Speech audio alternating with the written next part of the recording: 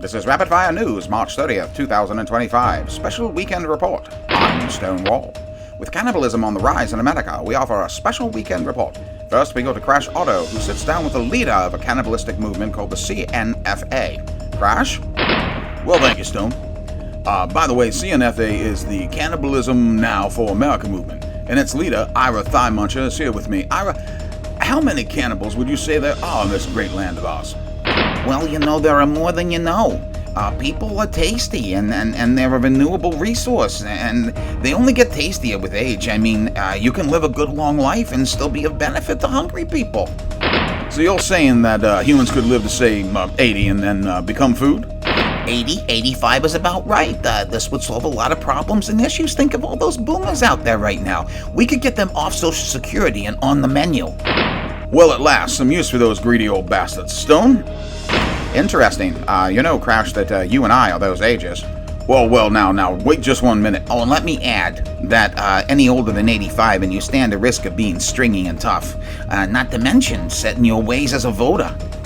Thank you, gentlemen. Now we go to not Jennifer Tilly Gore with Helmut von Dickhead, third cousin to Elon Musk and human chef. Thanks, Stone. I'm here with Helmut, world-renowned cook of human meat.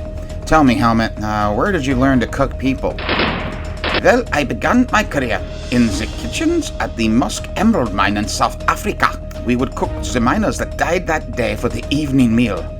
But that was when apartheid was king, and whites were in charge of everything. Right. So, why do you think that eating people fell out of favor? Was it chemicals, bad food, drugs? You know your history well, Fräulein. Yes, all of that. Once we were proud people, free-range grazing and taking to the hoof on the open savanna. The sight of the human gliding over the tall sawgrass and drinking out of the pure lakes and streams. Oh, the majesty of it. I think maybe you've confused humans with antelopes, or you're just fucking insane.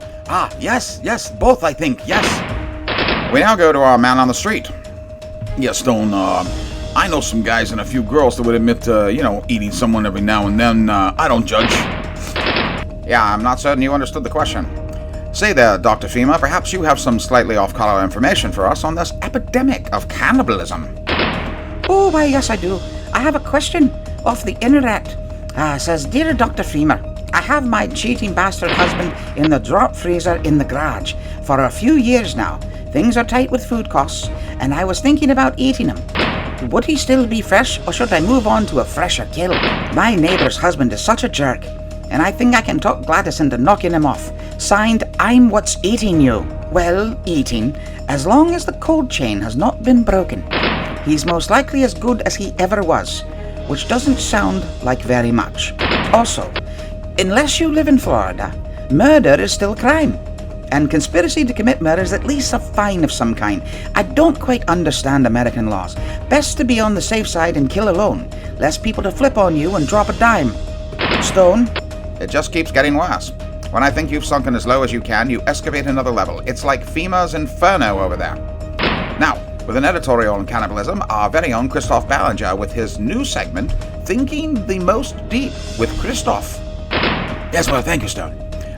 Looking at cannibalism dispassionately, it doesn't seem so bad. I mean, animals eat each other, or they eat grass and plants, and then we eat animals, which feed humans, that would be, in turn, eaten by cannibals. So in a way, eating humans is just a metaphor of eating all animals and plants. And if we mixed it up, we really could get all the nutrients we need, and maybe even live longer, unless, of course, we're eaten. However, humans are merely energy, and since nothing ever dies, we would really just be all part of the never-ending cycles, the law of conservation of energy, transferring from one form to another, but never really ending. And lest we forget, even Christ asked us to eat of his flesh and drink of his blood, which seems to suggest that eating people would be in line with the dogma of Catholicism, and the most certainly would be in line with the recent offshoots and mega churches and cults and such.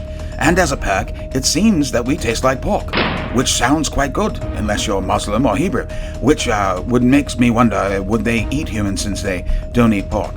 Also, since young cows are called veal, would young humans be called heel? There's a lot to unpack, Stone. Stone, are you there? Sorry, I was in a stupor from your editorial. Thankfully, it's time for Everything But the Weather with Windy Days. Thanks, Stone. There's an epic biblical level event going on right now of rain. In hip and trendy areas and cities everywhere, people are gathering up to every kind of drag queen and building fabulous party arcs. Meanwhile, in Florida, it's hot as hell because a chain of cannibal fast food is open called Eat Me. And they've been slapped with a lawsuit from Chick-fil-A for their signs of cartoon cows and chickens holding signs that say, "Eat more people." And there's a storm of people protesting Eat Me for not disclosing where they're getting most of their supplies. Mostly people are worried about them using an unfair amount of imported people and not enough Democrats. You gotta love Florida. Stone? I literally have no idea what that means. And that's it for us from Rapid Fire News. Rapid Fire News. News at the speed of gunfire.